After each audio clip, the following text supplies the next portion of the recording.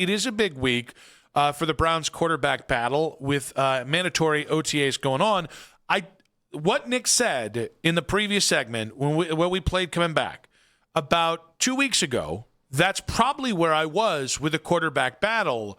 And there's something about the last 2 weeks and how Shedeur's, whether it's what Monken said, whether it's some of the reports about how Shedeur's looked, maybe I'm off on this, but I feel like all of a sudden we're back to having an honest quarterback battle. You're not off, and I'm just trying to figure out if it's because I want it to be an honest quarterback battle, but I don't get the impression you're off. In fact, when Nick was talking, and Nick does this every day, Nick is very plugged in, Nick also focuses on 32 teams. Yeah. And so I was thinking to myself, he's got to update his webpage a little bit, hit the refresh button, and find out where the Browns actually were last week. But then I'm thinking, am I making too much out of a practice where Coach Riz called him a practice MVP or whatever the hell it was? Like, are we putting too much stock into Todd Monken's thoughts and commentary on how tough this is actually going to be? I mean, listen, if we thought there might be a little too much being put into the first three practices of OTAs a month and a half ago, then it probably stands to reason we probably swung the opposite way. And I think it's also fair to say that maybe some of that's informed by the fact you and I would rather do just about anything in 2026. Just about anything. Than watch Deshaun Watson play quarterback for the Cleveland Browns. Yeah, and so I'm worried. I'm sitting here and I'm thinking to myself, are we just off? Does everyone else feel like the comments Todd Monken made last week don't really matter, and this is just an end result of Deshaun Watson? He'll be your quarterback week one, and it was always destined to be this. Or I think what we can do is we can strike all of that from the record because it kind of cancels itself out, and then go back to what I think is ultimately the best question you can ask yourself if you're the Cleveland Browns about the quarterback position, because it's between what is best, what gives me the best chance to win. Mm-hmm. So that's one of the two questions. And then the second one is what actually has long-term viability if it works out. Right. And I think one of those is definitively Shedeur, and the other one gets decided in weeks like this week. Oh, and that's why I've been saying for months, it's like tie goes to Shedeur. It's not even close. Like, if it's got to be, if we're within a win or two as far as your prognostications in that building between what Deshaun and Shedeur can do, you have to just give it to Shedeur and see what he can do first. I think what's interesting about last week's reports and Monken's comments and 6 weeks ago's reports is I have very little interest in one half of this quarterback battle, and yet I'm not willing to basically give up on 2026. And I think the Jared Verse inclusion of the Miles trade proves that even if they don't have all their eggs in the basket of 2026, they're not either. No, but I feel like you're watching for different things then. Mm-hmm. So it's like when we ask how invested in the quarterback battle are you, it's a quarterback battle in Cleveland. We're going to be invested, obviously. If you're listening to this right now, you're invested to a degree. But how much of this season for a lot of people is just watching the young kids versus watching Deshaun Watson or Shedeur Sanders actually play football? I mean, this goes back to the win-win situation for the Browns. If the young guys play well this year and you're a 3-win team, cool. You just added a quarterback to that quarterback room. If the young guys play well, and this is a 8, 9, 10-win team, even a 7-win team, and let's say it's driven by Shedeur, you're in a really good spot where I think people are going to start to believe in what you're doing here. And, oh, by the way, you can still trade up for a quarterback if you want. Now, the downside is the Deshaun thing. I think that's where I am with this.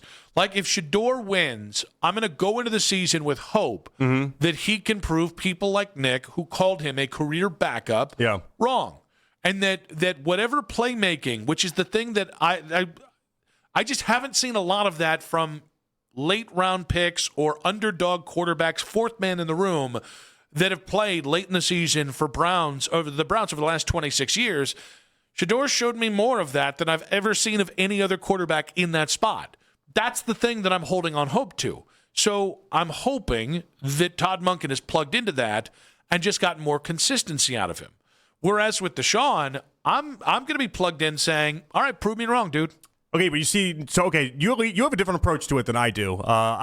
You're taking the prove me wrong approach to it with Deshaun. I'm at two different extremes here. If Shedeur's the starter, and the problem with this is that we're probably not going to find out until, I don't know, a week before, 2 weeks before, whatever that ends up being. And so we're taking this right up to the limit here. If Shedeur's the starter, I'm going to be locked in and excited about what 2026 can be. If Deshaun's the starter, I'll be excited to watch the young kids and a lot of these young players, but I mean, the season will be shot, in my opinion.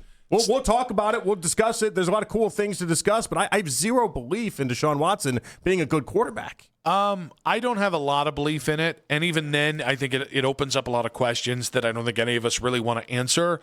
But I'm still giving enough room that I'm wrong on this. I mean, I'll just about Deshaun specifically. I'm just, and maybe I need to budge off that. I haven't seen anything that tells me I need to, though, yet. And maybe it'll be us in training camp seeing it firsthand. I just have a hard time thinking until games are played, there's anything he can do that would change my assessment. I think you and I are on that last part. We're going to be, I have to see it in regular season games, and I have to see it in successive games to go ahead and start to being able to put if he has one good game the first week and they beat Jacksonville, that's not enough for me to say I was wrong. It needs to be like the entire month of September before we get to that conversation. And even then, I'd still be sitting there and saying, I'm waiting for him to get injured. Yes. So it's going to be week 12 or something? Like if he gets past a spot he never has gotten past in a Browns uniform? Trade deadline packed. Honesty packed. No, because even then I'll be like, so he's inching towards the spot where he'll play more games than he's ever played in a season for the Browns. Like I can't buy it. I can't buy it. I'll just be counting down until Shedeur gets to play. But I'm just not. I understand that eventually we're going to get to 2027, and the goal is, if you get it, that you land one of the preeminent quarterbacks next year.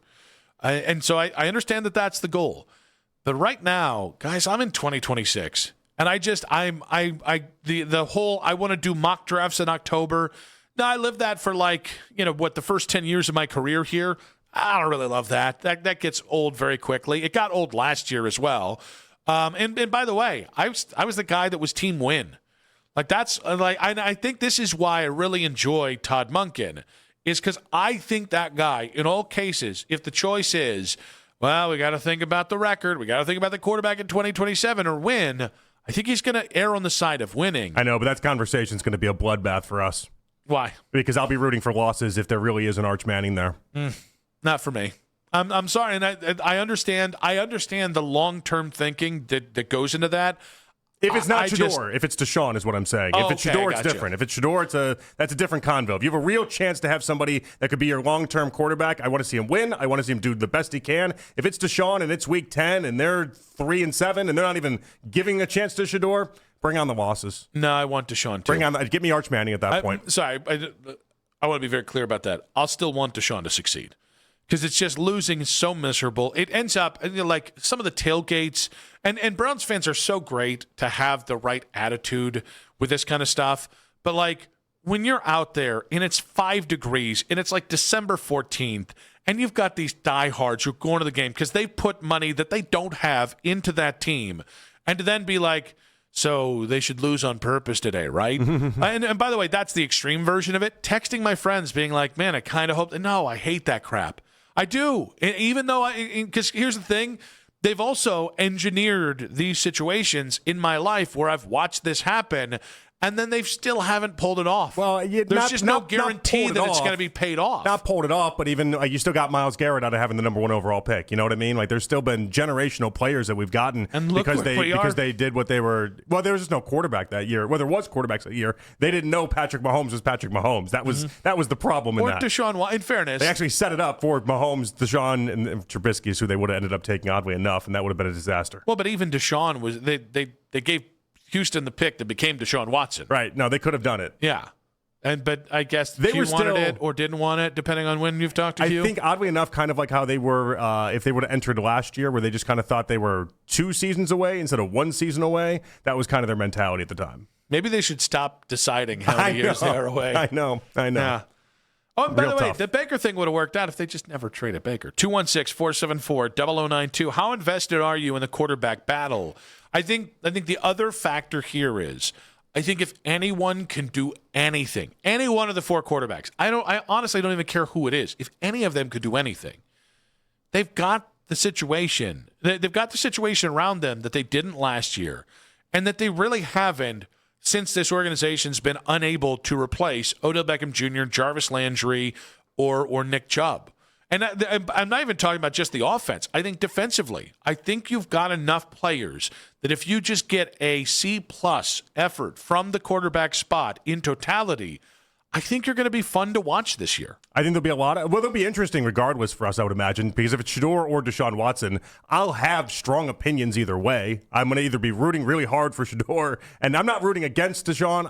There's no part of me that thinks it's going to work. And so we're at least stuck in an interesting spot. 216-474-0092. Will be incredibly boring to everybody else across the NFL, but will be interesting to us. I don't know. Like, again, if the Browns are a 7-win team with Shedeur this year, I think you're going to get people starting to pay attention to him because he's going to have to play reasonably well. And I do think there are more people ready to line up to be like, I told you this is what they thought they could be with Deshaun if Deshaun is even tangibly okay. It'll be we'll have to wait and see because Nick, there's no world that exists where Deshaun Watson's good at quarterback to me. How many times can I say that? Are you telling me we got to see this play out? I'm saying everybody else has to see this play out because I don't need to see this play out. I think I know where this is going.